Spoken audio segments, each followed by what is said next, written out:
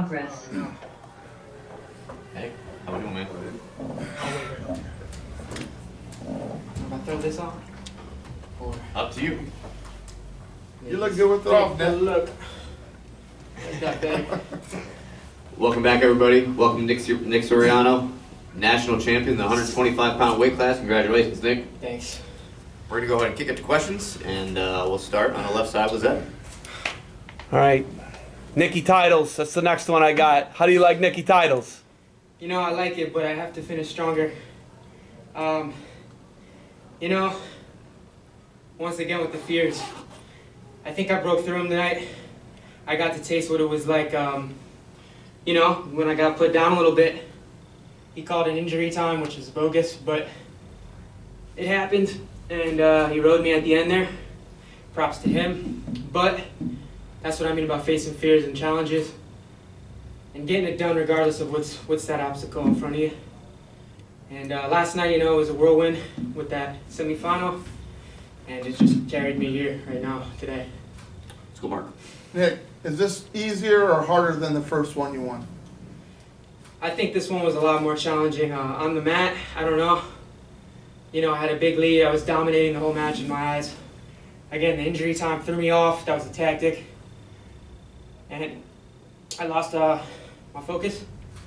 But I think the whole build-up and just a lot that was on the line for me. You know what I'm saying? The obstacles that were around me in my head. It was a little different this time, you know? Kind of reinvented myself and came back to that circle, and it was a whole new me. So. We'll go Kyle and then Mike. Would you explain your journey starting at Penn State, going to Rutgers, being the first champ in Rutgers history, Olympic year, and COVID, and then missing the Olympic trials, and now here? Explain some of your decisions and why you've gotten to this point. Oh man, I'm just so proud for my mom, my family, man. It's, you know, they've been a part of it. There's been a lot of ups and downs, a lot of adversity, and that's life, but it threw me off. It took me to my knees, you know. I kind of, you know, when that COVID thing happened at the Olympic trials, I didn't even know if I wanted to wrestle again. So, yeah, it was like that, you know. Kind of had to just put everything in perspective and decide if this was the kind of man I wanted to become again.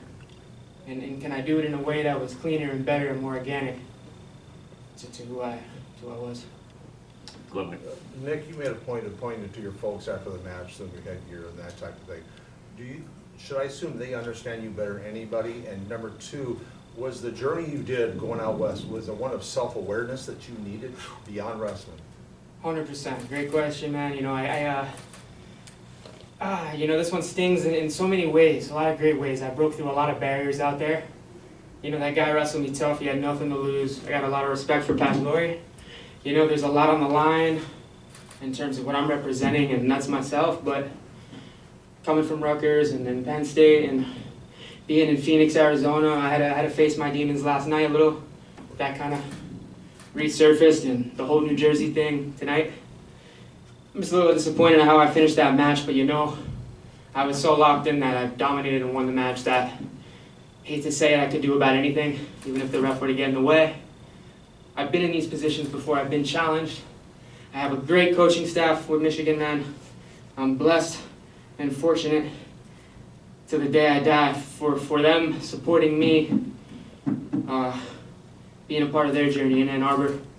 And, you know, the team race was one thing, but for me, getting this title again on my mom's birthday was another. And hate to keep rambling, but there's just so many obstacles beyond Pat Glory and the opponent who's in front of me, and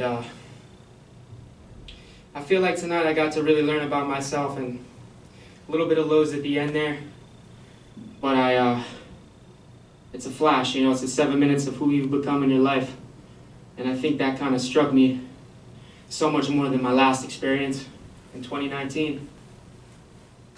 I'm on the second row on the end here. Nick, right over that way. I guess, did you find what you were looking for now that it's all done when you went to Michigan and everything? You know, no, probably not. but it was definitely the step in the right direction. The team race was something that motivated me in terms of my character and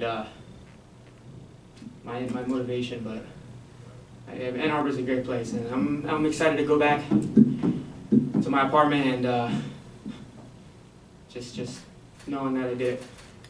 Back here in the green. Nate, when we talked a few weeks ago, you talked about breaking through fears. And so you mentioned that you think that that's something that you did tonight, but not completely. Is that Right. a journey that you're going to continue, and does that continue with wrestling? You know it. Yeah, you know it. What's up, man? Yeah, you know, this tournament for me was facing fears more than winning any wrestling match. More than any wrestling match I could ever dream of. I wrestled a great match in terms of the sport, but I just didn't finish it strong, and that was due to those fears. But you know, I think those fears are what force you to grow, and you have a choice to break through it. I could have got turned. I could have packed it in, said, no way. No way, you can't beat me. You've come too far, you know, but the challenge was there. That's in my mind now. That's a life lesson. And the first reaction I had was to grant him for his effort, honestly. We got time for a couple more. Let's go in the back here.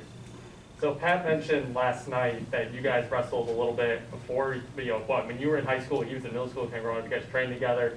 Can you just reflect on that, and then also kind of just how the state of New Jersey kind of helped you get to where you are today? You know, man, I used to wrestle in the basement at Rutgers. I left Penn State, and this is why it was so important for my purpose and my mom, tapping into that energy and that spirit, you know, because those decisions I made were scary. Those decisions I made were on my end. You know what I mean? That wasn't mom or dad's or my brother. That was on me. I don't want to be here. I want to go home. I'm gonna win. So back to your question with Pat, and you know, yeah, Rutgers and Princeton was merged, but I think after this one, it was pretty clear, regardless of how it ended. I think it was the big moments and the energy and the people and the noise and the mind chatter and just all that stuff that's like non-wrestling related. It's like, win. Let's go, Mike, and then I'm we'll sorry, go. sorry, Mark, Nick, I just want to ask more about this adventure. Do you wish more people understood you and your adventure? Sometimes I don't feel like people really do understand. I don't know if I want to be understood. You know, I think I'm blessed to be up here, man, in this spirit, and it's not about the people. It's not about on the outside. There could be a million people out there. It could be, you know, but bringing it back, I have my mom, my girlfriend, my brother, my dad, all the mentors and the people that I've looked up to. Rest in peace to Enrique. I shouted out in 2019. I let him go. Guru, rest in peace to him. I let him go. And I have a new team that I love, and that's the stuff that is beyond this interview and the wrestling match. And it's just an honor to be back in the NCAA spotlight with another national title. Let's go to Mark. Nick, final plans. Are you going to train at the RTC up here? Is that your plans right now, or are you not sure? I don't know, you know. I don't know. It's been such a journey and a pursuit with some doubts. I always knew I was going to do it, so I came back regardless of the opponent who shows who doesn't.